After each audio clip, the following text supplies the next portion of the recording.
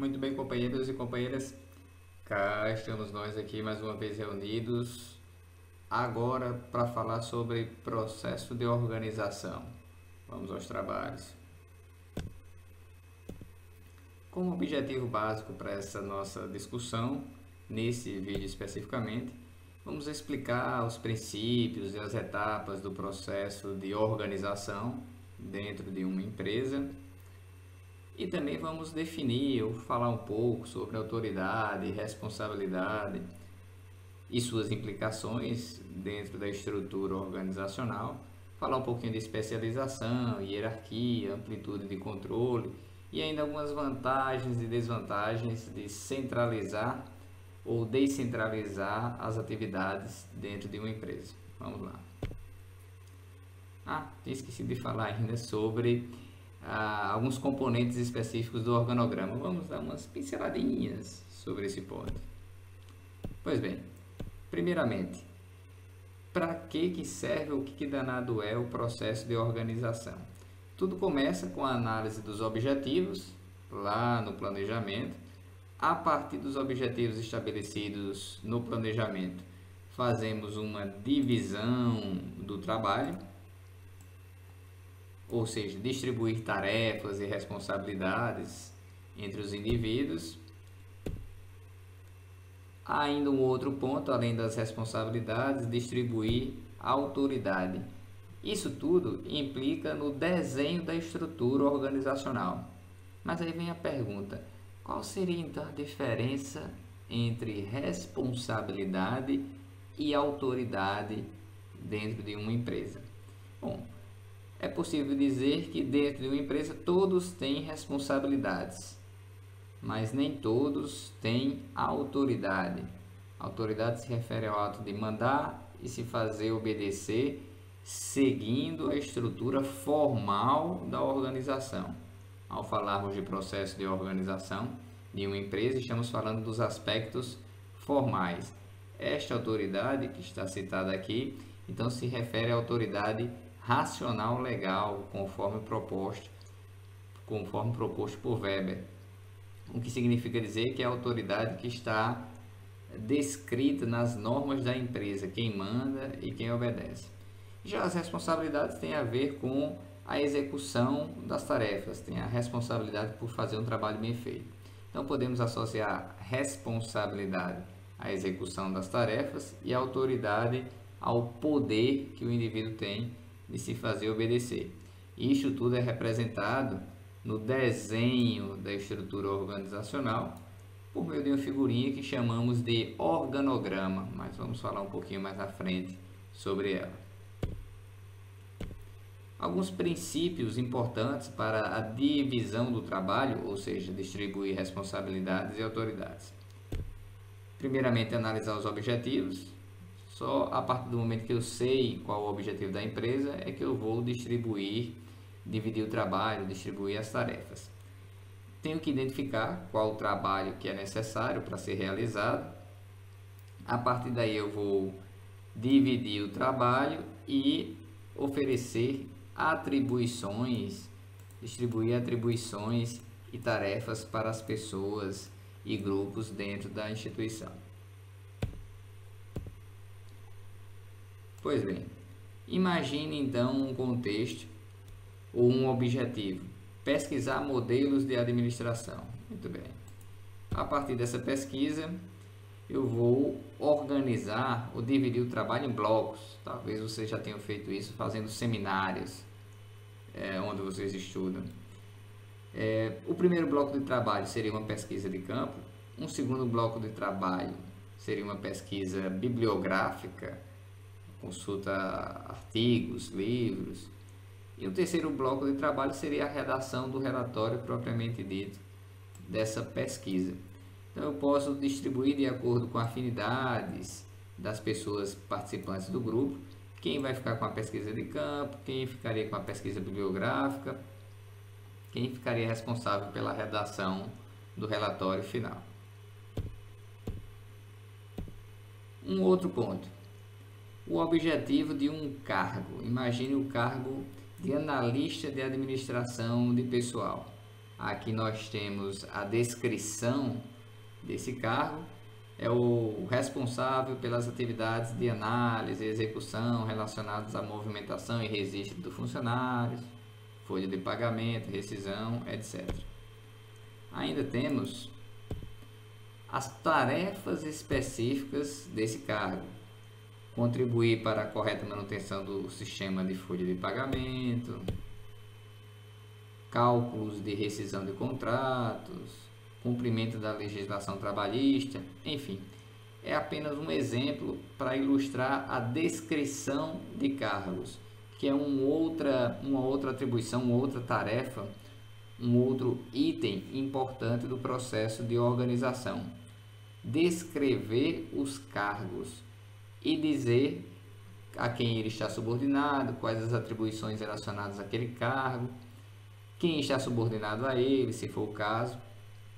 Para quem trabalha ou já trabalhou em alguma organização, talvez já tenha recebido um documento chamado Manual do Funcionário ou Manual do Empregado.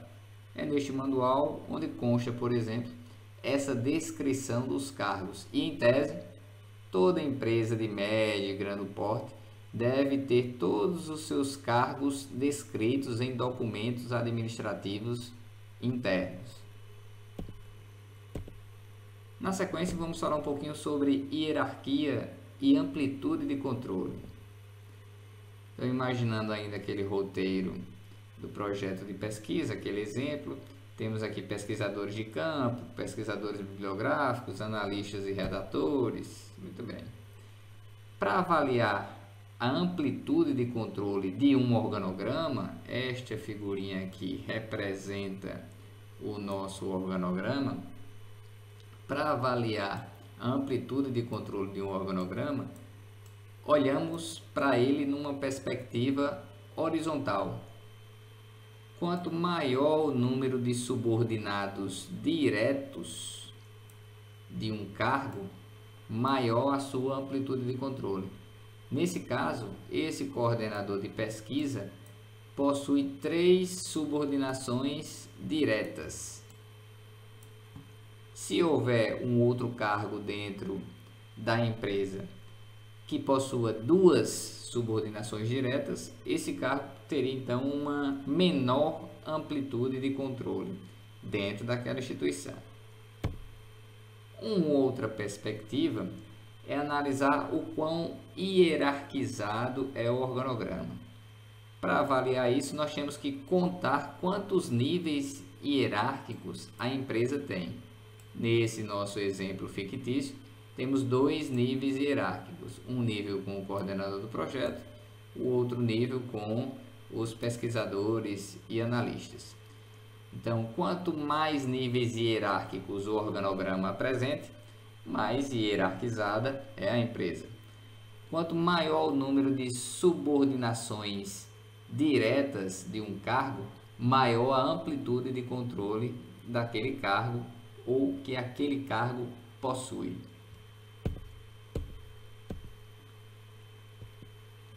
Seguindo, vamos analisar aqui uma estrutura ou nomenclaturas para níveis hierárquicos. Podemos avaliar o nível hierárquico com a nomenclatura presidente, diretores, gerentes, subordinado aos gerentes, os supervisores de primeira linha e as equipes autogeridas. Mas é importante fazer uma ressalva. Não há uma padronização na literatura que diga que, por exemplo, diretores estão num nível hierárquico acima de gerentes.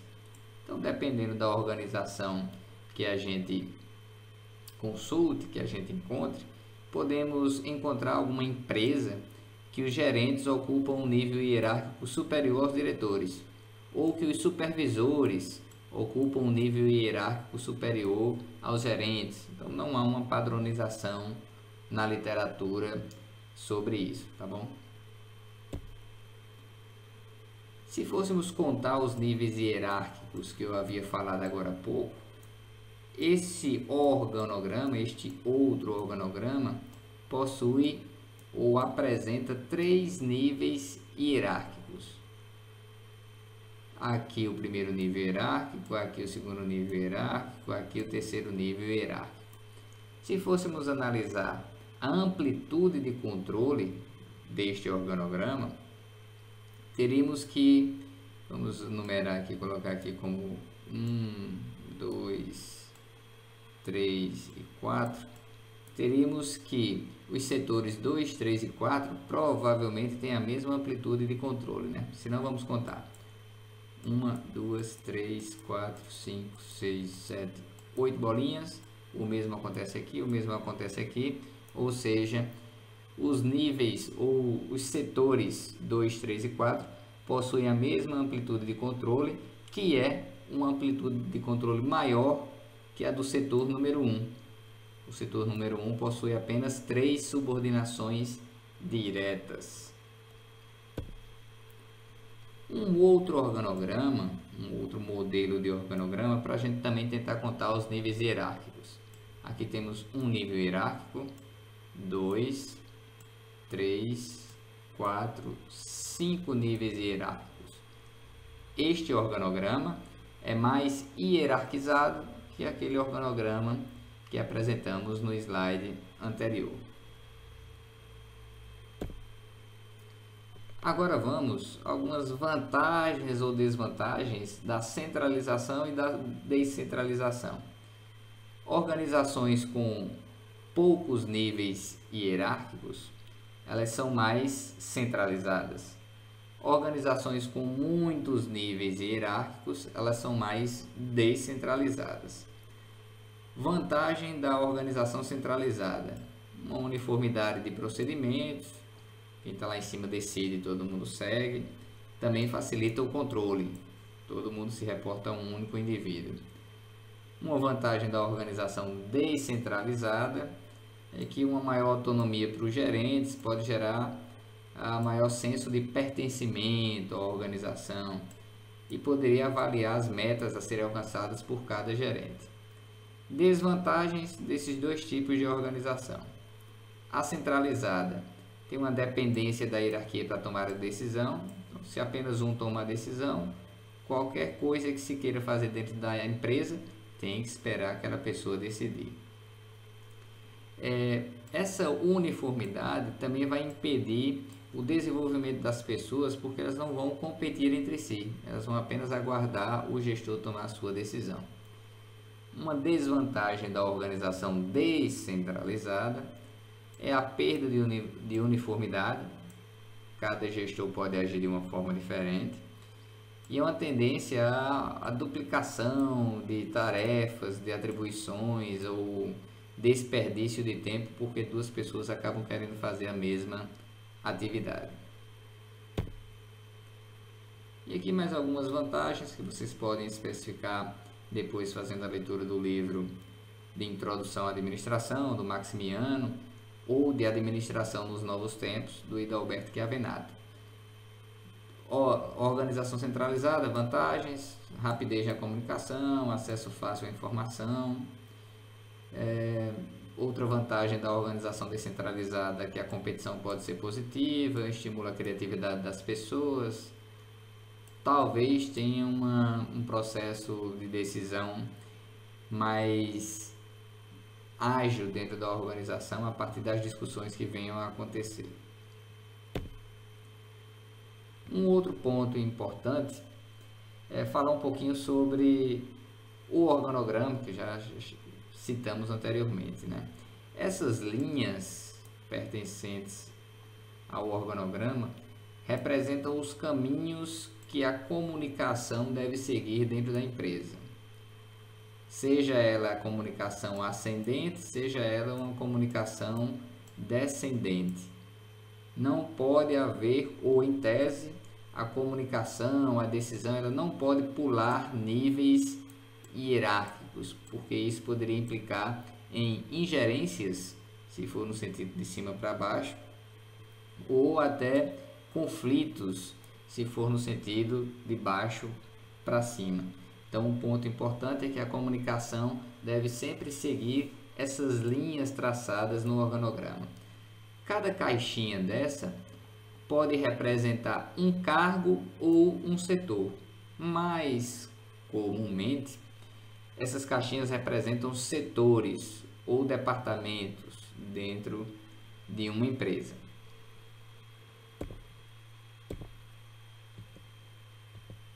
E já para chegar aos finalmente do nosso vídeo de hoje, temos aqui uma organização, uma representação de organização em linha. Como eu falei agora há pouco, a ideia da comunicação seguir exatamente essas linhas do organograma. Não há uma grande interferência entre chefe e subordinado, a comunicação segue direto. E aqui temos uma representação de um órgão de assessoria. Nesse caso, o chefe ele é auxiliado por uma função de apoio ao processo decisório. O que é que faz o órgão de assessoria? Uma característica importante para o órgão de assessoria é que ele não toma decisão. Ele apenas fornece as informações para o seu superior tomar a decisão. Então, o órgão de assessoria, também chamado de órgão de staff, órgão de apoio, como assessoria jurídica, assessoria de comunicação, são órgãos que não tomam decisão dentro da empresa, mas fornecem as informações para isso. Os órgãos de linha, os setores de linha, estes sim têm poder de decisão dentro da empresa. Pois bem, companheiros, esses eram os principais pontos para hoje. Até o próximo vídeo. Tchau, tchau.